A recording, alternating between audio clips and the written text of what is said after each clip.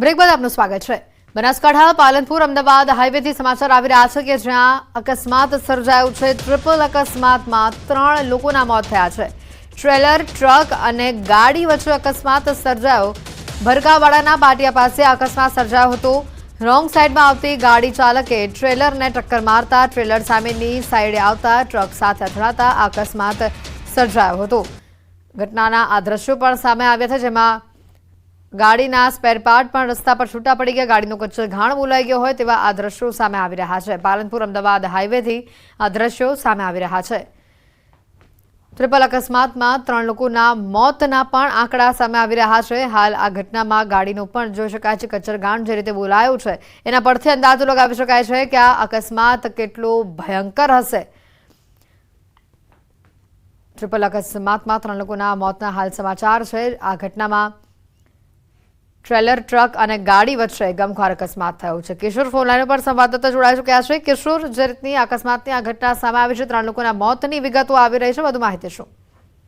ચોક્કસથી હેતુ આપને જણાવી દઉં કે આ જે ગમખ્વાર અકસ્માત જે વહેલી સવારે નીપજ્યો હતો તેમાં 3 લોકોના કરુણ મોત નીપજી ચૂક્યા છે અને અન્ય 3 જેટલા ઘાયલોને સારવાર માટે વડગામ ખાતે ખસેડવામાં આવ્યા છે। પાલનપુર અમદાવાદ હાઈવે ઉપર ભરકાવાડા પાટિયા પાસે ટ્રેલર, ટ્રક અને ગાડી વચ્ચે અકસ્માત સર્જાયો હતો, જેમાં ગાડી રોંગ સાઈડમાં આવી રહી હતી। તે દરમિયાન અકસ્માત સર્જાતા ત્યાં આગળ 3 લોકોના ઘટના સ્થળે જે મોત નીપજ્યા હતા અને 3 જેટલા લોકો ઘાયલ થયા હતા અને તેમને પાલનપુર ખાતે સારવાર અર્થે ખસેડાયા છે। જ્યારે 3 મૃતદેહોને પોસ્ટમોર્ટમ માટે વડગામ સિવિલ હોસ્પિટલમાં ખસેડવામાં આવ્યા છે અને આ સમગ્ર મામલે અત્યારે તો વડગામ પોલીસે ઘટના સ્થળે પહોંચીને વધુ તપાસ હાથ ધરી છે।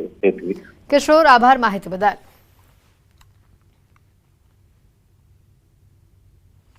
બનાસકાંઠાથી જ વધુ એક ઘટના આવી રહી છે, જ્યાં જોખમી સવારીનો એક વિડીયો વાયરલ થઈ રહ્યો છે। જિલ્લાના સરહદીય વિસ્તારનો આ વિડીયો હોવાની હાલ શક્યતા વ્યક્ત કરવામાં આવી રહી છે। જીપની ઉપર બેસીને જોખમી સવારી કરવામાં આવી। ઘેટા બકરાની જેમ પ્રવાસીઓને આ જીપની ઉપર બેસાડવામાં આવ્યા। ખાનગી વાહન ચાલકોની મનમાની। શું આ દ્રશ્યો ટ્રાફિક પોલીસ કે બનાસકાંઠા પોલીસને નથી દેખાતા? જીવના જોખમે પ્રવાસીઓને બેસાડતા જો કોઈ અકસ્માત થાય છે તો આખરે જવાબદારી આ ઘટનામાં કોની રહેશે? અને એક નહીં, આવા તો અનેક વાહનો આ રસ્તા પરથી પસાર થાય છે કે જેમાં મોટી સંખ્યામાં પ્રવાસીઓને ઘેટા બકરાની જેમ બેસાડવામાં આવે છે। ગાડીની અંદર પણ ખીચોખીચ લોકોને બેસાડાય છે તો ગાડીની ઉપર પણ આ જ પ્રકારે લોકોને બેસાડવામાં આવે છે।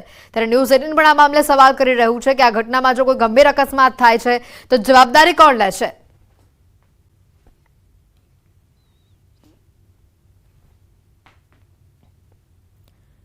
બનાસકાંઠાથી જોખમી સવારીના આ દ્રશ્યો સામે આવી રહ્યા છે, ત્યારે આ જોખમી સવારી પર બ્રેક ક્યારે વાગશે તે પણ ન્યૂઝ 18 આ સવાલ કરી રહ્યું છે।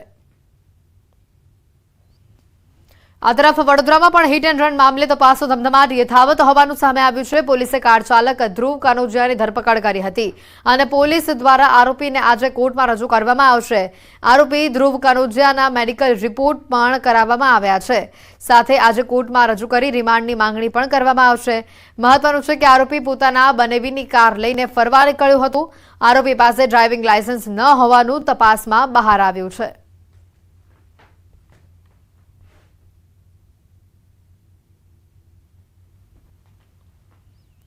એનસીબીએ ફિલિપિન્સની મહિલાને 2.121 કિલો હેરોઇન ડ્રગ્સના જથ્થા સાથે ઇન્ટરનેશનલ એરપોર્ટ પરથી ઝડપી છે। મહિલા હેરોઇનનો જથ્થો લઈને એરપોર્ટની બહાર આવી રહી હતી ત્યારે એનસીબીએ બાતમીના આધારે મહિલાને કોર્ડન કરી તેના બેગની તપાસ કરી, જેમાં મોટી માત્રામાં હેરોઇનનો જથ્થો મળી આવ્યો। મહિલા આરોપીની પ્રાથમિક પૂછપરછમાં જાણવા મળ્યું છે કે આ ડ્રગ્સનો જથ્થો ગુજરાતમાં પહોંચાડવાનો હતો।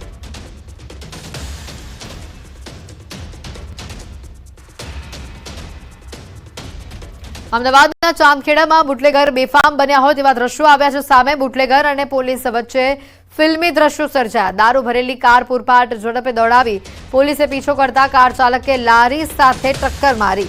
કારમાંથી ચાલક નીકળીને રિંગ રોડ તરફ ફરાર થયો છે। કારમાંથી દારૂની કુલ 800 કરતાં પણ વધુ જે બોટલો છે તે મળી આવી છે। 88,000થી વધુનો દારૂ ઝડપી પોલીસે ગુનો દાખલ કર્યો છે। ચાંદખેડા પોલીસે કાર ચાલકની શોધખોળ પણ હાથ ધરી છે।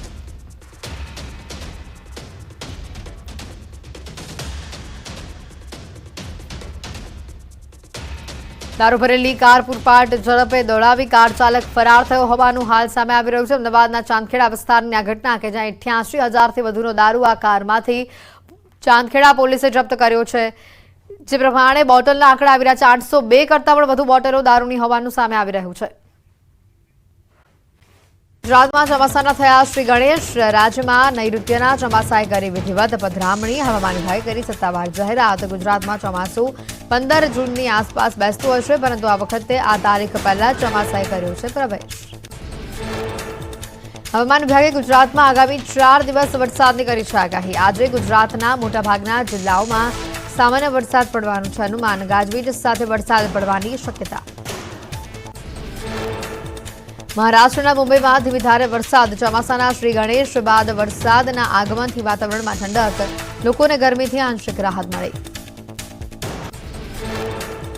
ઝારખંડમાં ગુમલાના ગ્રામ્ય વિસ્તારોમાં ગાજવીજ સાથે આકાશી વીજળી પડતા એક ભેંસ અને 3 બળદના મોત થયા। પશુઓના મોત થતા પશુપાલકોએ કરી સહાયની માંગ। રાજસ્થાનના ઉદયપુરમાં મેઘરાજાની એન્ટ્રી। ઉદયપુરમાં વરસાદ વરસતા પ્રવાસીઓમાં ખુશીનો માહોલ। અસહ્ય ગરમી બાદ વરસાદના આગમનથી લોકોએ લીધો રાહતનો શ્વાસ। તમિલનાડુના તંજાવુરમાં ધોધમાર વરસાદ। શહેરમાં ભારે વરસાદ વરસતા રસ્તાઓ પાણી થયા। ભારે વરસાદના કારણે વાતાવરણમાં ઠંડક પ્રસરી। ગુજરાતમાં 16 જૂન સુધી વરસાદની આગાહી। દક્ષિણ ગુજરાતમાં હળવાથી મધ્યમ વરસાદની આગાહી। સાબરકાંઠા, અરવલ્લી, પંચમહાલમાં પણ વરસાદની આગાહી। 12 જૂને નર્મદા, સુરત, ડાંગ, નવસારી, વલસાડ, તાપી, અમરેલી, ભાવનગર, દમણ, દાદરાનગર હવેલીમાં આગાહી। દ્વારકાના ખંભાળિયામાં બેવડી ઋતુના પગલે રોગચાળાએ માઝા મૂકી। શરદી, ખાંસી, તાવ, ડાયરિયાના પ્રમાણ વધતા સરકારી હોસ્પિટલ દર્દીઓથી ઉભરાઈ। દર્દીઓને પૂરતી સુવિધા પાડવા આરોગ્ય તંત્ર ખડે પગે।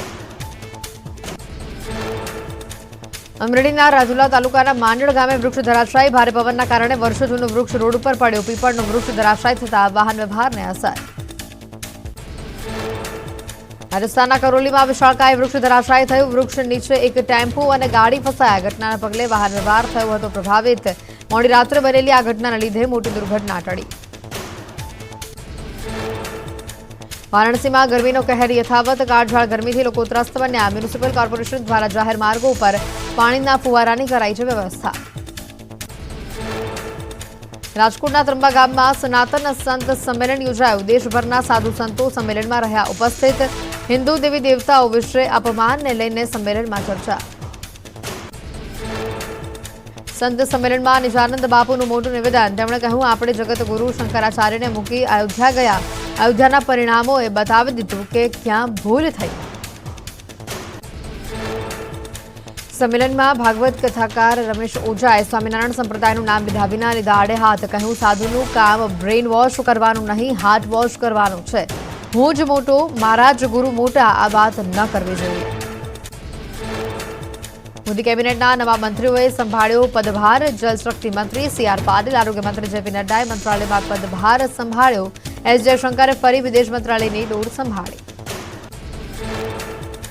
પ્રધાનમંત્રી મોદીના કેબિનેટ મંત્રી તરીકે ચિરાગ પાસવાનને સંભાળ્યો ચાર્જ। ફૂડ પ્રોસેસિંગ ઇન્ડસ્ટ્રીઝ મંત્રી પદે પાસવાને સંભાળ્યો પદભાર। મોદી કેબિનેટ 3.0માં મળ્યું યુવા ચહેરાઓને સ્થાન। કેન્દ્રીય મંત્રી ગિરિરાજ સિંહને ટેક્સટાઇલ મંત્રાલયના મંત્રીનું પદ સોંપવામાં આવ્યું। આસામના પબિત્રા માર્ગરીટાને ટેક્સટાઇલ મંત્રાલયના MOS તરીકે નિયુક્ત કરવામાં આવ્યા। કેરળથી ભાજપના પહેલા સાંસદ બન્યા સુરેશ ગોપી। કેન્દ્રીય મંત્રી સુરેશ ગોપીને પેટ્રોલિયમ અને કુદરતી ગેસ મંત્રાલયના રાજ્યમંત્રી તરીકેનું પદ સોંપવામાં આવ્યું। જ્યોતિરાદિત્ય સિંધિયા કેન્દ્રીય સંચાર મંત્રી તરીકે સંભાળ્યો ચાર્જ। ચાર્જ સંભાળતાની સાથે જ્યોતિરાદિત્ય સિંધિયાએ આપ્યું નિવેદન। કહ્યું, હું દ્રઢ રહી લોકોની આકાંક્ષાઓ અનુરૂપ કાર્ય કરવા માટે શ્રેષ્ઠ પ્રયાસ કરીશ। બનાસકાંઠાના સાંસદ ગેનીબેન ઠાકોરે કલેક્ટર સહિતના અધિકારીઓ સાથે કરી મુલાકાત। 13મી તારીખે ધારાસભ્ય પદેથી રાજીનામું આપશે ગેનીબેન। સ્થાનિક સ્વરાજ્યની ચૂંટણીઓ મુદ્દે કહ્યું, ઉમેદવારે ઓછો ખર્ચ કરવો પડે તેવી રણનીતિ ઘડીશું। મોરબીમાં ટીંબડી ગામ પાસે આઈસર ટ્રકમાંથી શંકાસ્પદ યુરિયા ખાતરનો જથ્થો ઝડપાયો। પોલીસે 350 બોરીમાં રહેલું 16,280 કિલો યુરિયા ખાતર કબજે કરી એક ઇસમની કરી ધરપકડ। ₹7,97,980નો મુદ્દામાલ જપ્ત કરાયો। ગોંડલમાં જામવાડી નેશનલ હાઈવે પર એસએમસીના દરોડા, ગેરકાયદે બાયોડીઝલના રેકેટનો પર્દાફાશ. હોટેલમાંથી 7,000 લીટર ડીઝલ મળી આવ્યું. 16 લાખથી વધુના મુદ્દામાલ સાથે 3ની ધરપકડ કરી. 2 ફરાર આરોપીઓને પકડવા કવાયત હાથ ધરાઈ. કાગવડ ખોડલધામ પાટિયા નજીક પણ ગેરકાયદેસર ચાલતા બાયોડીઝલ પંપ પર દરોડા. એસએમસીએ 25,170 લીટર બાયોડીઝલ જપ્ત કર્યું. ₹52 લાખથી વધુના મુદ્દામાલ સાથે 6ની કરાઈ છે ધરપકડ. જામનગરના વિકાસ ગૃહમાંથી 2 સગીરા ગુમ થતા મચી ચકચાર. કસ્તુરબા સિર વિકાસ ગૃહમાંથી 2 સગીર બાળકીઓ ગુમ થઈ હતી. જામનગર પોલીસે અપહરણની ફરિયાદ નોંધી વધુ તપાસ હાથ ધરી. તાલાલાના મેંગો માર્કેટમાં કેસર કેરીની સિઝન પૂર્ણ. કેરીની આવકમાં નોંધપાત્ર ઘટાડો, પરંતુ સરેરાશ ભાવોમાં વધારો. આ વર્ષે 5,96,700 કેસર કેરીના બોક્સની આવક નોંધાઈ. અમેરિકા, દુબઈ સહિત અનેક દેશોમાં 500 ટનથી વધુ કેરી એક્સપોર્ટ કરાઈ. અમૂલે દૂધ બાદ દહીંના ભાવમાં નજીવો વધારો કર્યો. 200 અને 400 ગ્રામ અમૂલ મસ્તી દહીંના ભાવમાં ₹1નો વધારો. 1 કિલોના અમૂલ મસ્તી દહીંના ભાવમાં ₹3નો વધારો. અમૂલ મસ્તી દહીંના 1 કિલો બકેટમાં ₹10નો વધારો. અમદાવાદમાં બીજા મેડિકલ કોલેજમાં કોન્સર્ટથી સિવિલમાં દર્દીઓ થયા પરેશાન. સાયલેન્ટ ઝોનમાં યોજાયો હતો શંકર મહાદેવનનો કોન્સર્ટ. ઘોંઘાટના કારણે દર્દીઓને પડી હાલાકી. સાયલેન્ટ ઝોનમાં કરાયું હતું કોન્સર્ટનું આયોજન. રાજકોટ ટીઆરપી ગેમ ઝોનમાં અગ્નિકાંડને લઈને ચાલી રહી છે તલસ્પર્શી તપાસ. એસઆઈટીના વડા સુભાષ ત્રિવેદીએ આપ્યું નિવેદન. કહ્યું દોષિત દંડાય અને નિર્દોષ ભોગ ન બને તેના માટે રખાઈ રહી છે કાળજી. સમગ્ર ઘટના અંગે અનેક લોકોની પૂછપરછ પણ કરવામાં આવી. રાજકોટમાં ફાયર સેફટીની કાર્યવાહી બાદ મનપા કચેરી પર હોબાળો મચ્યો. શાળા સંચાલકોએ મનપા કચેરી પર વિરોધ પ્રદર્શન કર્યું. ફાયર એનઓસીને લઈને અલગ અલગ મિલકતોને સીલ કરાતા કરાયો વિરોધ. ફાયર એનઓસી માટે શાળાઓએ માંગી મુદત. રાજકોટ અગ્નિકાંડ બાદ અમદાવાદ તંત્ર એક્શનમાં. શાળા કોલેજોમાં કોર્પોરેશનના આદેશનું પાલન. ફાયર સેફટી અને બીઓ બાબતે ડિસ્પ્લે બોર્ડ મૂકવામાં આવ્યા. બિલ્ડિંગની વિગતો, સ્ટ્રક્ચરલ સર્ટી અને ફાયર એનઓસી બાબતેની જાણકારી મુકાઈ.